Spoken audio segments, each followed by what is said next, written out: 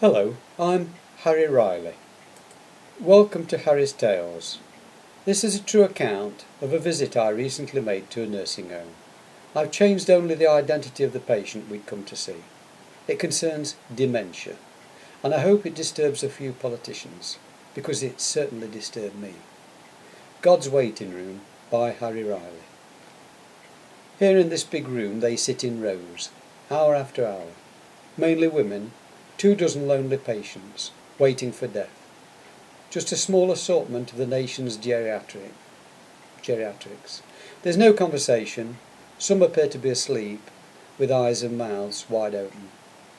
The eyes, they say, are the windows to the soul, but these eyes are empty and soulless. A few of these tired old faces, with skin turned to dried up yellowed parchment, look up with vague interest as the three visitors walk into the room.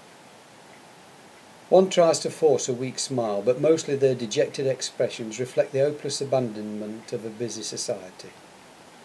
Blotchy blue swollen legs are moved with difficulty, and wasted arms twitching uncontrollably. They each wear clothing thrown over frail bones by someone else, and possibly belonging to someone else. Once these sad creatures were mothers, wives and daughters, cared for, loved and admired, and now they are the unwanted detritus of uncaring society, shut away out of sight and out of mind. Suddenly a clear and articulate voice cuts through the silence, rising hysterically high. "Somebody, please help me." We mustn't make eye contact. There's nothing we can do, and it only encourages them.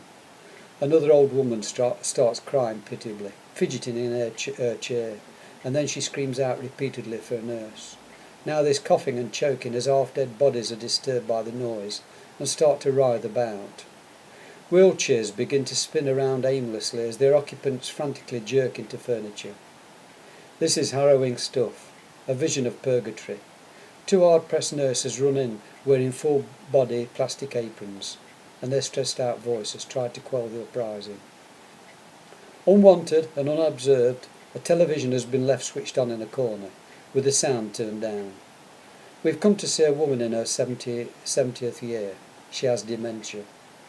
We spot her vacant face and empty eyes among the other women as she sits there, silently enduring and upright in her chair, arms outstretched and resting on her knees, staring straight ahead, in passive acceptance of her miserable fate. I wonder how long she's been sitting there. She's a close relative, and until a year ago we thought she had another 10 years ahead of her. We help her into a wheelchair, take her up to her room and sit with her. Her bedroom has a bed and a wardrobe, 2 plastic chairs and a commode. The carpet is badly stained, and this is her home. She was once a school teacher with a sharp brain, and she deserves better than this. From somewhere deep in her mind she summons up a few words appealing for help. "Oh, come on, please take me home." But this is impossible. We've been told she's terminal. A few more weeks if her constitution proves stubborn. She has to be lifted up, so we fetch her a walking frame. She attempts to rise as I support her weight. We ask where she's going. Eventually she mutters, "We're going home," but she cannot move. Her ankles are swollen and there's no strength left in her feeble body to take her anywhere, so we assist her to settle down again in her wheelchair. A fit and healthy person for most of her life, the weight has fallen off her, and she has no strength to lift herself up. She's frustrated and confused, and asks why her mother and father didn't come with us. They couldn't come today. They've been dead for 20 years. The poisons have gone to her brain. Tears start, and we leave her husband to comfort her. She just wants to get back in bed and shut out the misery. I'm glad to be outside, breathing in the fresh, clean air. This is not some vile Victorian bedlam, but a purpose-built nursing home in 2008. This is one of the better nursing homes, with caring staff, doing the best for their patients. I don't know how the nurses can share this abominable misery day after day. If this is God's waiting room, then where the devil has he gone? End.